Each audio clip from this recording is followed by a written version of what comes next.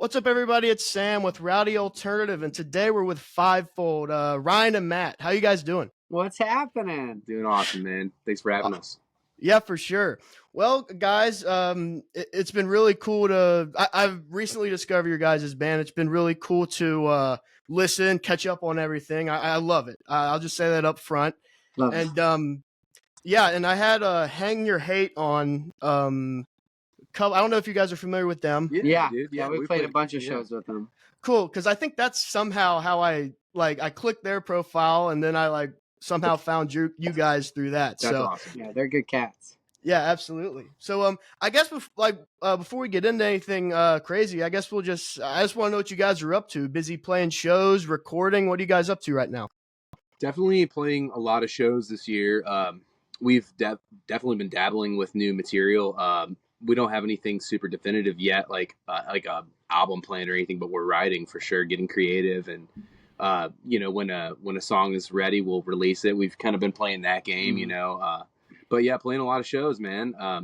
We made it a goal the last couple of years. We wanted to try to get outside of our hometown a lot more. When we were younger, we tried to do it, and we had a lot of challenges we were facing when we were younger that didn't allow for it to be easy to do. Not that it's mostly all of us. Not that it's ever easy, but we're at this really solid point now where we got the right crew and everybody's got the right mindset, and we're just trying to book as many shows as we can. We're trying to get everywhere we can. We want to share our music with people. Yeah. And share our experiences with them. We've had the opportunity to be a band for 20 years, so a lot of that time was spent in St. Louis. And of course, it's like I'm looking at this picture right now that we have on Matt's desktop, and it's a bunch of people. This is the one for me. It's like we sold out Del Mar Hall in St. Louis, but we knew everyone there.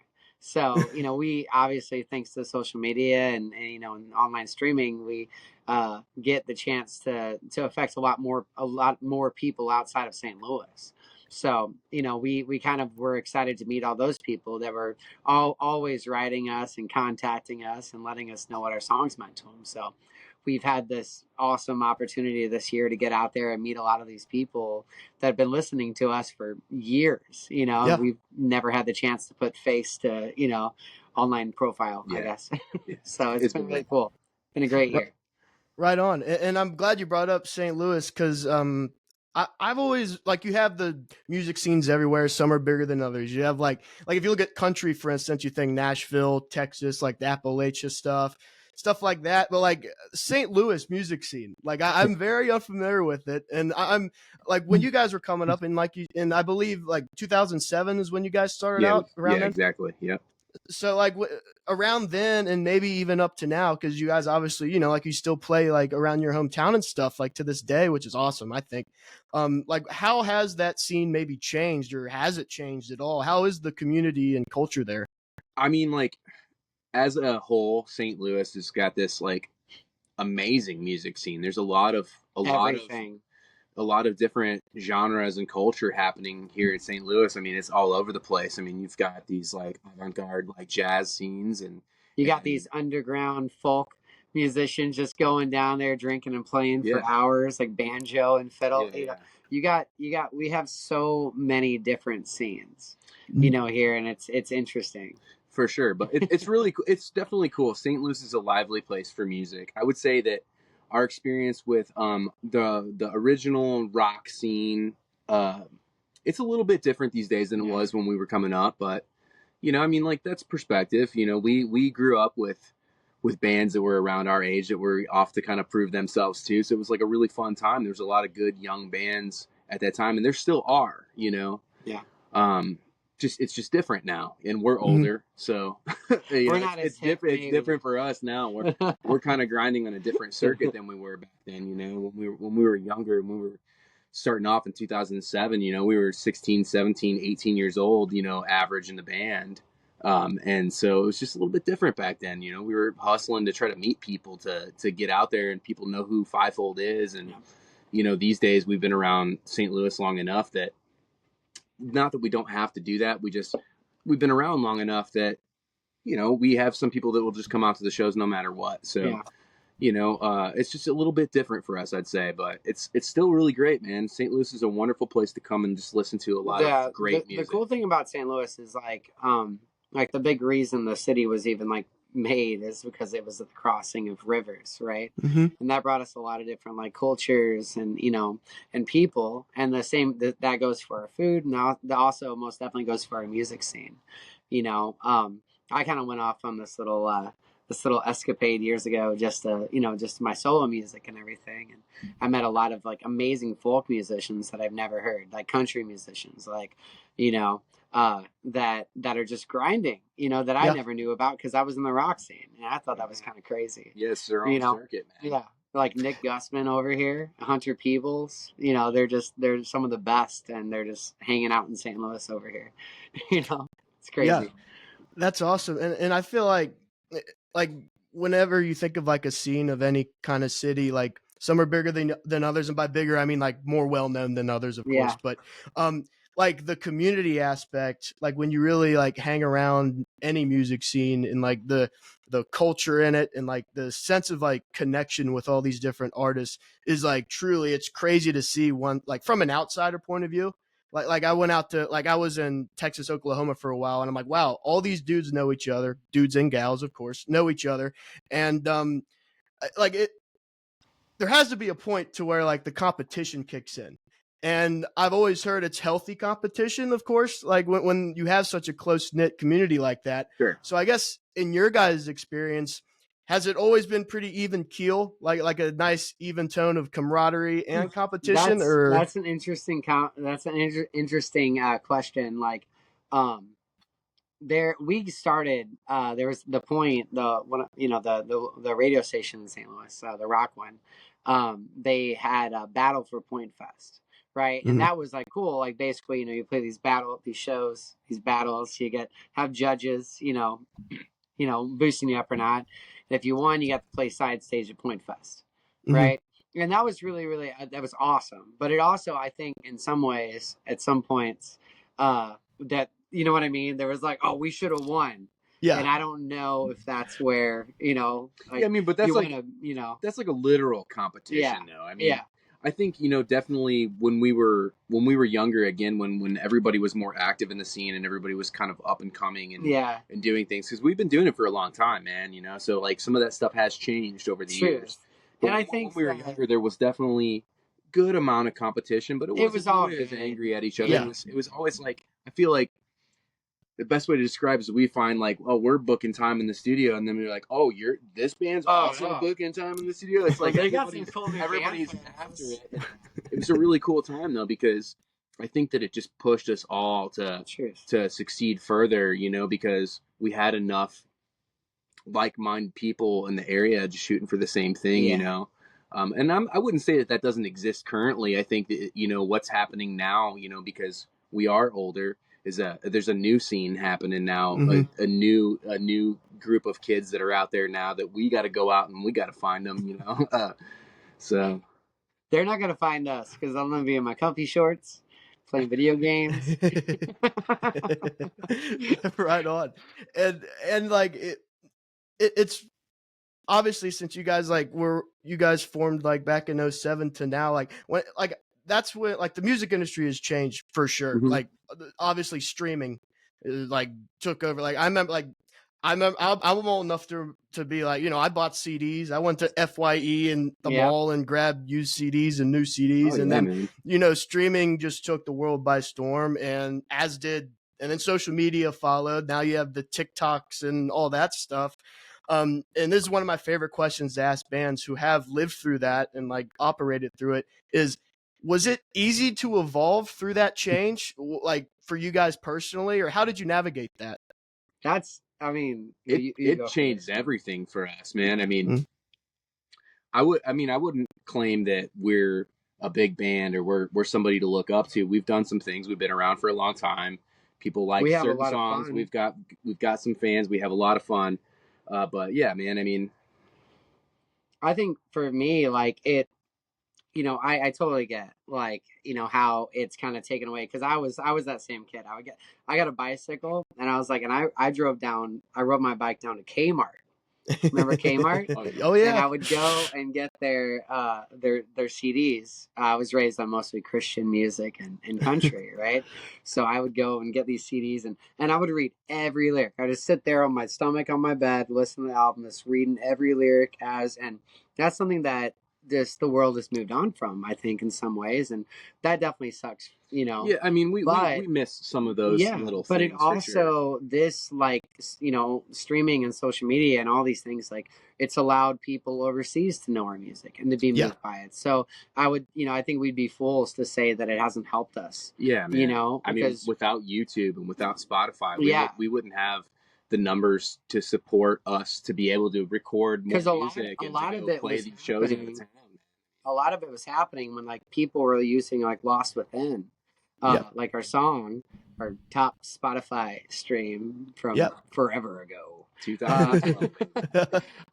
but they were using it on their, like, anime videos, you know, and stuff like that. And that's when we were like, well, people are still going, you know, because we went through a little hiatus for a little bit, and you know, that helped us. Yeah, you know I mean, it was a huge push for us. You know? We took a little break, and in that break, we saw that there was still growth happening online because our music was out there to live forever. You know? We weren't like, hey, we're not a band anymore, so we're pulling all our music back. You know, it just kept lived there forever. It kept growing, living, and and we got to see that, and it was massively inspiring for us to come back to it. And you know, as a band, none of us abandoned music during that time. We just weren't a band. You know, we were just in other groups doing other stuff, and then we couldn't stay away from each other. So like, to answer the question, man, I mean, like, as tough as it's been to kind of like adapt to the changes over time, it's been massively beneficial for us.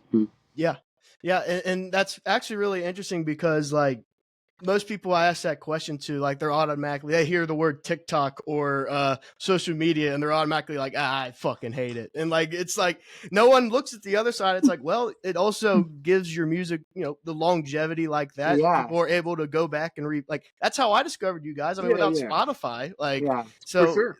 That's a very cool, like, very positive way to look at it too. Well, like, I don't do social media I guess at least as much as I used to. We're not experts. No, not at all. We couldn't even figure out how to make a laptop work. But you know, it does, like, it, you know, it benefits, and it's just another tool that every artist should be using to, you know, get their stuff out. You know, and we'd be crazy to not utilize it. And the really cool thanks, thing, Shago. I think the really cool thing we have a guy named Shaga that does it all. Is that at this point in time, any artist anywhere has the ability to write and release something, and you know, without massive restrictions or a huge budget. You know, I mean, we're talking before the time of streaming. You know, even when we were still kind of in that digital era, printing everything to CDs. You know, it was still difficult. You still had to have this massive budget to go book time in a studio. And I'm not saying don't do those things. It's worth doing those things for a great product, 100%. But the beautiful thing is, for somebody who's learning who they are as an artist, they have this ability to just take it and put it out there. And if it's something that is truly magical and the world needs it, they're going to find it because it's out there, you know? That's beautiful, buddy. So, that was really well said. Thanks, dude.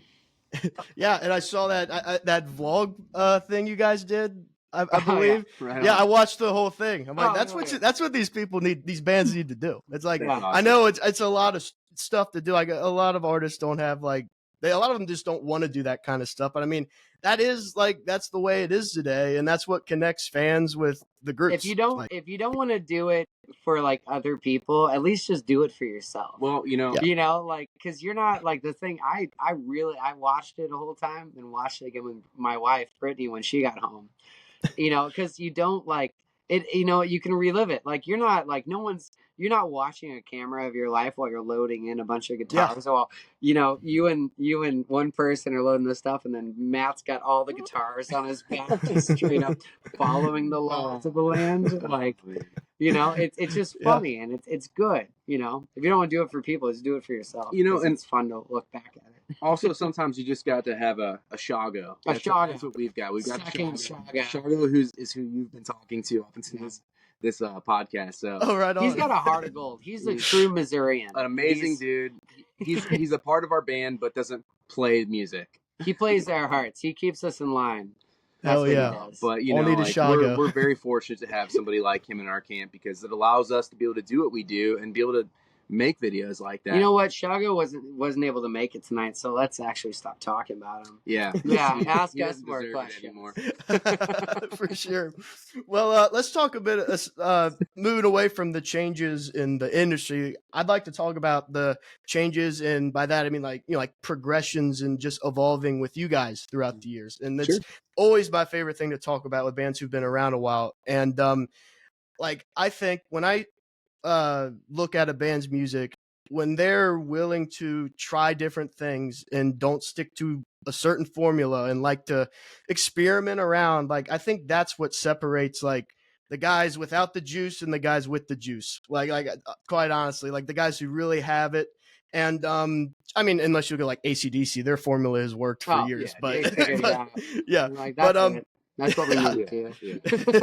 They had that on lockdown, dude. Oh yeah, but I guess like looking back to now, from then to now, from whatever point, can you pinpoint like any time you wanted to take like a risk, whether it's in the studio or songwriting, just creatively, like any kind of risk or a next step, like to where you're like, I don't know if we should do that or something like that, and like how you kind of overcame it to really push to like something different? If that made any sense. Yeah, I mean, if you want to go back to one of the earlier memories, I would say in a professional environment, I would say off our first EP, Nothing More to Say. You know, we would hit this spot on that song that was, you know, I mean, it was like more of the anthematic song of the EP. Like a lot of them were alt rock and kind of mid tempo, and this was a little bit more upbeat, anthematic, and had a lot of energy. And we were like, Ryan, you really need to scream. And he had never done it before, you know. I didn't want to scream. And also, dude, this was like in 2010. You know, we were really young, and that wasn't his experience at the time. So we kind of pushed him to do it. But in that moment, I feel like you discovered this whole other power and potential. I realized I could be the peak. I'm a very tiny little nice person. I can sound really big. Yeah. But I would even say, like, you know, like on our trip, our latest trip to St. Paul, Minnesota, we stop Shago. Speaking of Shago. But we were listening to like one of our first recorded demos, like on a CD, because our van has a CD player. And some of the songs, like they weren't, they weren't good, but they like you could hear young us experimenting with different like flavors and styles, and because the reason we're called Fivefold. I don't know if we ever talked about it anymore, but it's because there's 5 individuals, right? Mm-hmm. And we it's like we all listen to different things. We all listen to, are inspired by different tools and vessels. Mm-hmm. But even in those early days, we were kind of experimenting with different things.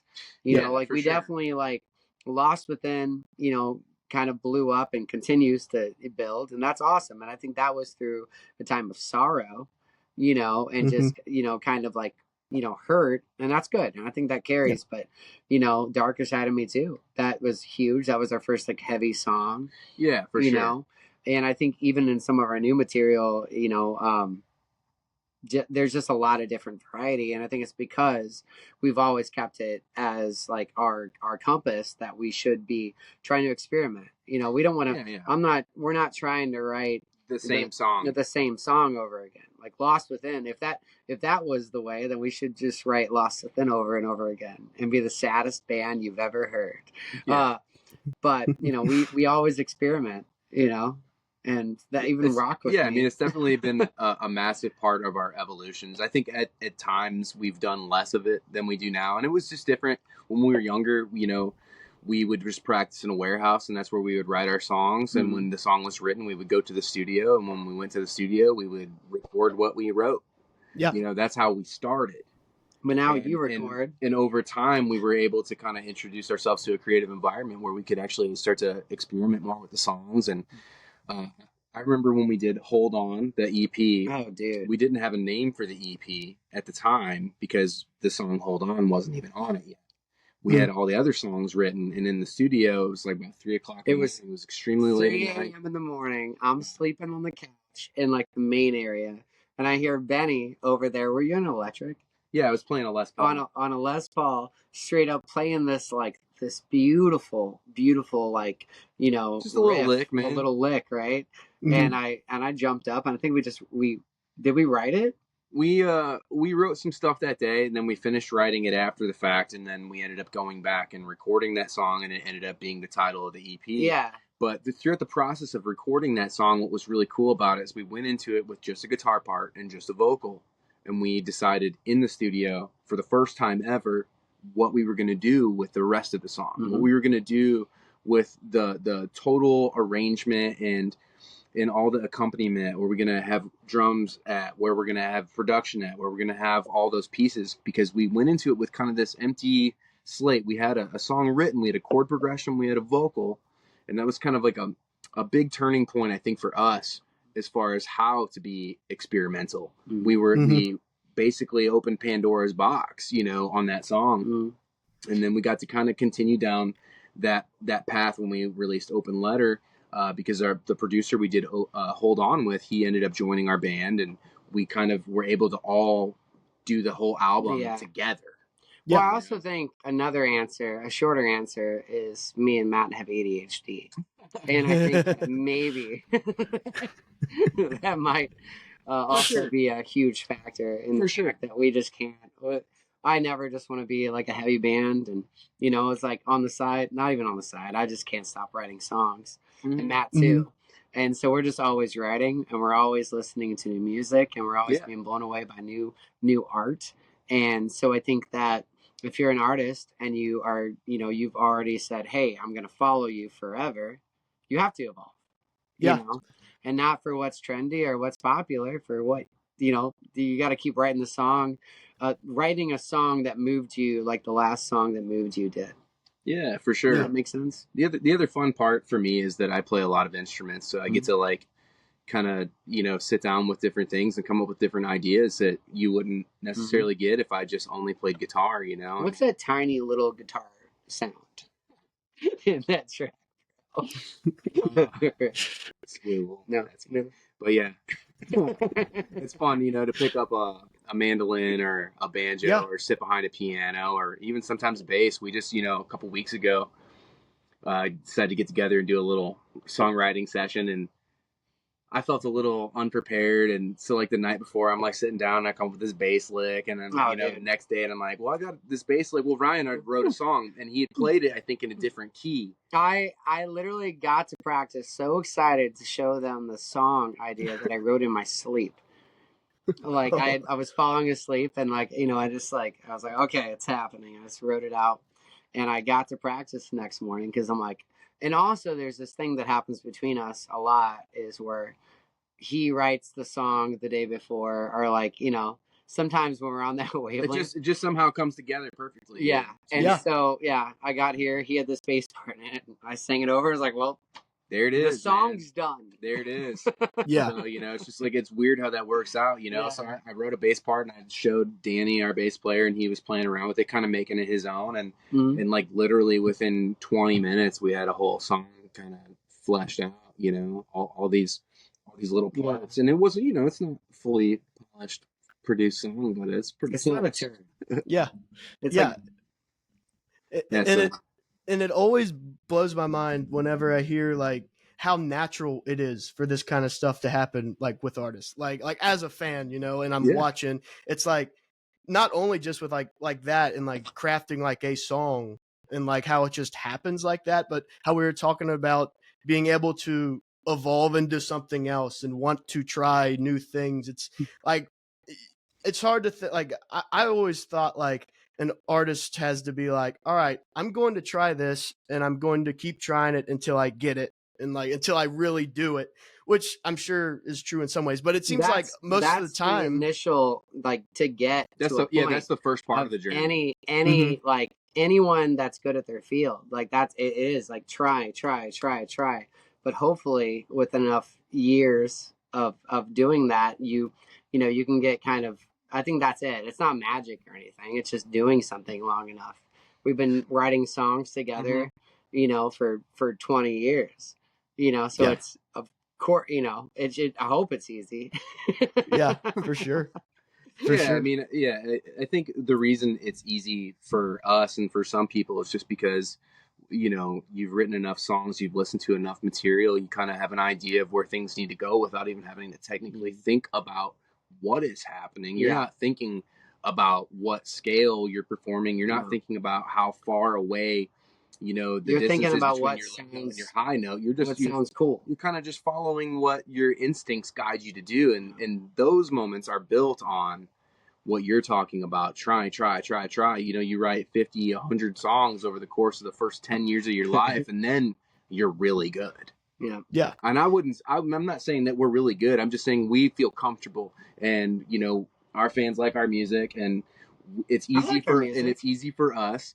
But you get there by putting those hours in, man. Just like literally, like you said, you try, and then there comes that day where it's kind of like, what am I feeling? What are you saying, and how does that inspire me, and how can I respond to that in the form of another instrument and another, counterpart to it, something that really makes it better. It's a lot of yes and. Yeah. Like, hey, I love that idea. What if we added this? What if, it was like this? Like, it's playing around. Very rarely anymore do we ever say no. Right. It's very much, it's, like they all know, when we're like writing a thing, and, it's just the music at this point, and I'll be on my phone talking and everything, and like there's a moment when I just zap out. I'm just not there. I'm walking around. I'm sitting on this chair, just on my knees, being weird and stuff, and you build this other language. You're like, oh, Cheney, like Ryan's in the zone right now. He's writing some stuff. Yeah. Like it wasn't this last one. It was the one. It might have been the last one, but I was writing this bridge idea, and they were just playing it. And I was like, what do you guys think about this? And we played it. And then Benny's like, yeah, so the chorus. Like, I just moved on to the next part. He moved on to the next part. And Shago looked at me and he's like, does that mean yes? I'm like, yeah. It just, we don't have formalities here. Check if it was moved on, we're good. We can move on. Hell yeah. And like, so when you guys, how do you know when the song is complete? When you guys, like, do you get a feeling like, all right, we're done, this is perfect? Like, how does that kind of come about? Because as creatives, I would imagine to be kind of hard to stop. Like, like you want to keep adding and adding, but like, do you get like a certain feeling, or like how do you know? It's definitely a feeling thing, but I would say this is two different things when we're talking about the song and when we're talking about a produced song. Because when you go to a fully produced, fully mixed and mastered song that's got nuances and production value, I think that's a whole separate thing where we can dive into when is enough is enough. But I think for us, when it comes to the song itself, we know it's good for us when we play it all the way through and everybody's parts jive, and maybe the only things we're missing are some harmonies and some extra little things that enhance the movement of what's already happening. So we just look for if everybody's just playing off each other just right, and we can catch a feeling and the timing and stuff just locks in. Then we're like, we got a song, When your hairs are like standing up, and you're like, that's exactly it. Yeah. And everyone's like, there's that. What they always say, like, leave room for God. It's sure. Like that feeling. You're like, cool, that's crazy. We've kind of been teleported for like an hour, we're not really sure what happened in that span of time, but here we are, and this sounds like a great song, and we enjoy playing it and performing it, and that's it. I think people like it. For sure, man. It's all about having an emotional experience with the song. No matter, there's lots of different ways you can mix a song to get the sound atmospheric in different ways, but it's all about, I think, when you sit back and you listen to it and you feel the song and you're not really listening to the little pieces in the performance, you're encapsulated by the song. Yes. It just moves you. That's really the goal. And that means different things for different songs, So if I'm sitting back and I'm listening to something and I'm working on some little post-production stuff, I'm adding maybe a little synth part or, a percussion loop or something, all I'm doing is I'm listening to it and I'm just... Does it sound like Iris by the Goo Goo Dolls? Or not? Sure. That's the gold standard. But it's like, once you know the feeling of the song and whether it's a ballad or it's just a straight metalcore banger, you just listen to the song and ask yourself, is the energy been met? Have you met the energy that this song needs? And sometimes less is more, and sometimes more is more. You know, if you go back to our most recent album, Fill in the Blank, there's a couple songs on there that are heavy songs that have the least production, least. You know, it's just guitars and bass and drums and vocals. And then you have other songs that we have all these little features in, you know, like Lost a Friend is one. Lost a Friend, where we've got all these little synth, you know, pads and trap beats and lots of little guitar parts that are tucked in here and there, and it's produced more like a pop song in that regard. But I think the goal is to listen to the song and ask yourself, what does the song need? And that's what we do, and that's how we evolve. I feel like, to kind of double back on what we were talking about earlier, is we just look at what the song needs. And if we feel like the song needs something different, we're going to give it something different. If we feel like it doesn't need any more, we're going to leave it right there where it's at, because we feel like it delivers as best as it can for what that song is meant to be interpreted as, if that makes any sense. You know, for us anyway, as artists, and us being the ones in control of how we're painting the picture, you know. Everybody will have a different interpretation. That's why there's always remixes out there and people going out and doing covers and stuff, and that's great. But for us, it's a feeling thing. We just listen to the song and we ask ourselves, have we met the energy level? Have we met the emotional level? Does it feel good? Does it and does it say everything it needs to say? Yeah, sure. You know? Yeah, exactly. That's interesting, man. Like that like it just seems like you have to be in such like a crazy mind space creatively to like really dial into that. I can't relate to it, but like it's really cool to hear that kind of thing. And going off that, and I just thought of this while you were explaining that to me. Do you ever when you're writing a song, do you ever, bear with me, I hope this makes sense. Do you ever like look at it like, how is this going to sound live? And does that ever like dictate what you do in the studio, if that makes sense? Like you base it on what it might sound live? That's sometimes. Yeah, sometimes. I mean, it's like I write most of my songs just like by myself on an acoustic guitar. And I say my songs as like some of those, you know, have you know, gone into Fivefold, you know, some of them I put out, right? But but that's like where I'm starting from, is live, you know. But then there are also other times it's, you know, I wouldn't say how the song in the end is going to come across live, and that's sometimes like bit us in the butt. You know, we're like, okay, we need to, you know what I mean? We have to draw extra, because, you know, you can go too heavy on production, you know.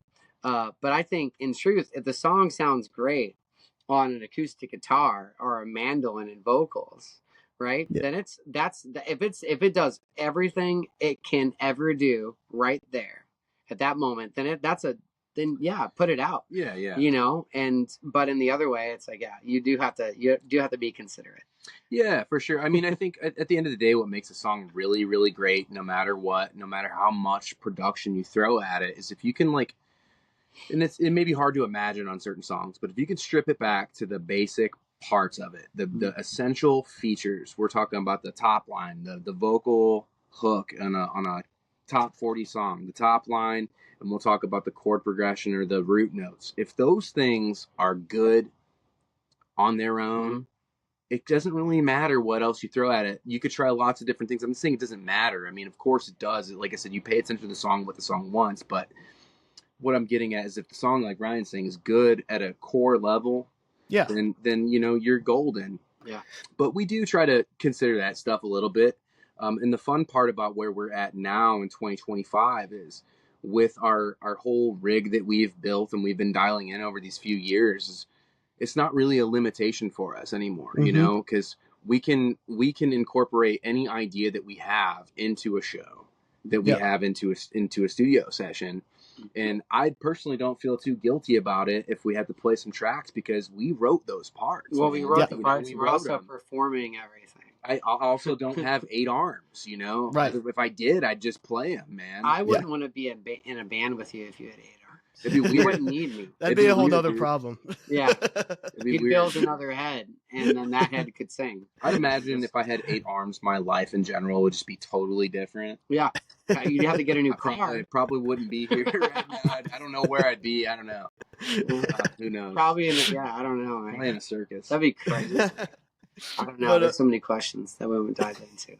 But yeah, but like with the tracks thing, that's like the most annoying like thing nowadays that people talk about. Like they hear, oh, we're using tracks, and they're like, oh, they're lip syncing. Like that's usually like that kind of bullshit, and it just like that's what we're using the technology. Like, yeah, go ahead. And it's completely understandable. I mean, I mean, because like, this goes way back to the earlier part of our conversation. Like, how has everything changed? Yeah, we were like, I was raised by like my uncle that taught me how to like play guitar and everything. He's a Pantera, you know what I mean? This is all grunge, baby. You know, just straight up metal. You know, that's where I was raised. You know what I mean? Yeah, the band puts on a freaking rock show. You know, like you don't use tracks, you do everything, leave everything up there, you know? And so that was even a recreation for me and me as an artist. But, you know, and it's rightfully so that people would like, you know, at first like snub their, but just like, you know, I don't know, Falling in Reverse, you know, went to go see him. That's and he's exactly like, what I was thinking. on stage, he's like, I'm singing every word. I'm doing all this. And he did. Yeah, I'm a vocal. I've been a vocalist for 20 years. I can tell if someone's not singing the part. Like all the hard parts and all these songs that, you know, Ronnie was doing. He was doing them. I could hear the throat. You know, it's like so whatever. If you use all the things that can benefit your art to make it, if the audience is lost because you used it, then you lost. Then you shouldn't do it. You know. But if the audience is like dragged, is like pulled further in, and if it's more of a show and a better rock show or whatever, like use everything at your disposal. The fact is, almost everybody plays with tracks, right? But there's a little bit of a tarnish on it because of things like back in the day with Milli Vanilli and artists like that, you know, the fake performances. Yeah. You know, if you're going out there and you got backing tracks, it's string arrangements, synth parts, and you know, background vocals, like I don't have any problem with that. Nobody does. That's totally cool. That's what we do. It's the stuff you can't play. You still go out there and play your show. Now, if you're a band, you go out there and you're not even playing your parts. That's a different story. Yeah, you know, that's a moment where, you know, it gets a little questionable. But there's nothing wrong with tracks, man. I mean, half of our set, I feel like, it's got tracks these days, and then we still like rip the other half just the same. And I'll tell you, like we've got dialed in mixes in our in-ears, and they still sound good without the tracks. So yeah, I feel pretty confident. Truth. Well, yeah, for sure. It's also like, you know, it's like if I have like a backup harmony, you know, just for me in my ears. Like, even if it was not put out to the fans, if they couldn't hear it, I will perform better. You know what I mean? Because I'm feeling like you know, this is great. Yeah. You know, I'm in the flow. That backing track's got me, you know? And in that way, I don't feel like I have to carry all the vocals by myself, you know? So in my vein, like the main line and what I'm singing, which is always the highest part, you know, I don't know. Thank you. Thank you, Matt, Benny, and Ryan for making that so. But yeah, it adds so much value, you know, and just having a click track. I'm a talker. I don't know if you could tell, but no, it's great. It's having like a click track on stage and everything. It's like you hear the countdown, you're like, all right, I gotta wind it down. Yeah, makes for a better show altogether. Yeah, for sure. I think for us, we've always wanted to put on an honest performance, and I feel like we still do that with the tracks because, you know, the tracks are just there for nuance, they're there for the ambiance, man. You know, we got for the show. We got a couple of songs that like we could play without the tracks, but I'll tell you what, if I wasn't listening to them, I would vibe way less hard. You know, like they're not even like big parts; they're just these little background things. You almost don't even know are there. You know, but we've got a couple of them that are a little bit more up front. You know, but you know, that's just in the nature of it. But if you wanted us to put on our whole set with acoustic guitars and a djembe, we could do it. Yeah, 100%, man. I mean, yeah, exactly. We just like to have fun with it, you know. But the fun part is with the tracks is when we get to the studios, we can do whatever our hearts desire and take the song to wherever we feel it needs to go without the limitation of how we're going to do it. To answer the question that we were talking about, we don't have to worry about that stuff. You know, it's not really a thing. You know, we can. It's easy, honestly. I mean, every time since we've kind of fallen into it, we've played a new song. We go and do it, and we're like, yeah, that was just like the recording, dude. Like, great, man. For sure. And before we move on from tracks, you mentioned Falling in Reverse, and that's exactly who I was thinking of. I remember like maybe it was like last year, and it was Eddie Trunk. And I don't know if you guys are familiar with Eddie Trunk at all. He's like this self-proclaimed, I'm gonna talk a little shit here. Not like he's gonna listen to this or anything, but he's like a self-proclaimed like know-it-all with metal and everything. He's on like Sirius XM and all that. And I remember Ronnie said that he lost his it was his like laptops or something gear for the tracks. Yeah. And Eddie Trunk was like, "Oh, see, this guy can't cut it. He's relying on tracks." It's like he's not relying on tracks. He's like he could still do it. It's just like you're so out of touch. It's like, what are you thinking? And that dude has like dedicated his entire life to being able to perform these songs. You know, he straight up like some of those things. I was like, I don't know how you did that. Now, I will say he wasn't running around, jumping around, being all crazy. Yeah. You know, which is, you know. I mean, like, I can get, like, when your track rig goes Hold down. on, I think this is, I want to make sure this is charging. All right, we're good. Yeah, I can get when your track rig goes down. It can be really stressful, man. I mean, one thing I've learned since we've done this is that when you're playing the tracks, you have to have a whole session file set up with all of your things to a grid, so everything's done on time, right? It's just a formulaic set and I know that might sound lame to a listener, but the benefit of it is it allows the artist to get more in flow state and just put on a performance. True. So it can be interrupting, but I think that's no different than coming out to a show and your front of house console that pushes all the sound to the PA doesn't work. And you go, what do I do? And then you can't just be like, oh, the sound guy doesn't know how to do sound. When it doesn't work, it doesn't work. It's not, you know, we're in 2025. We talked about how music has evolved and how the industry has evolved and how streaming has evolved. Well, so have genres. Genres evolved. And pop music, especially, I think, from especially the early 2000s and on, have massively influenced all of these other genres as far as the type of production quality we need to have to keep people's attention. 100%. And so you can't just, you know, like if you do anything less than that, it's almost all been done before. Yeah. You know, and I'm not trying to be a naysayer. So it's like, if you want to be different, you need to have the ability to catalog more sounds and display more ability on stage. And if you don't do it with tracks, you're going to have a 20-person band every night. And have a 20-person band every night is extremely expensive for everybody. It's a lot of microphones. It's going to be way harder to do. Like, it's a lot for everybody. It's harder for the sound guy. It's harder for everybody, dude. So you got to roll with the times, baby. Yeah, you know, you're exactly right. That, you know, the guys are still writing it. Somebody's still in the studio writing the parts. It's not like they didn't write it. It's not like they just, you know, some people do. They do take it from other stuff, but a lot of stuff we're talking about Falling in Reverse is still original music, man. You know, our stuff's original music. All the tracks in our songs are stuff we wrote. Yeah. So, 100%. You get Fivefold. We get some Fivefold. A little dose of Fivefold. Hell yeah! I think that's the theme for the episode is roll with the time, baby, because that's that's just the key to it all. And and guys, thanks a lot for hopping on. This was a blast. Learned a lot too. I'm always glad when I learn some new shit too. So thanks for that. Man. But before we head out though, I know we kind of hit on it right when we first started, but what do you guys have coming up, whether it's music or touring, anything like that? The floor is yours. Yeah, I mean, you know, I alluded earlier, we're writing new stuff. We have some things in the back burner that we're working on, some reimagined stuff. We're just waiting for the right time for that, but still the focal point right now is a lot of shows. All the creative stuff is happening in the background. When it's ready, it's going to be ready. It's the most exciting time. We're definitely writing a lot, but we're playing quite a bit. We're going to be doing a big headliner in St. Louis closer to the end of the year, November. We'll be announcing that soon. It would be awesome. I mean, if you want to make it out to St. Louis, man, we'll figure out a way to take care of you, man. It would be really cool for you to make it. It's not too far of a drive. We're looking to throw a big party and just have a LED lights. Yeah, we're just trying to hot dogs. I don't know about that. LED lights, most definitely. Maybe we'll have a hot dog launcher out there. That would be easy.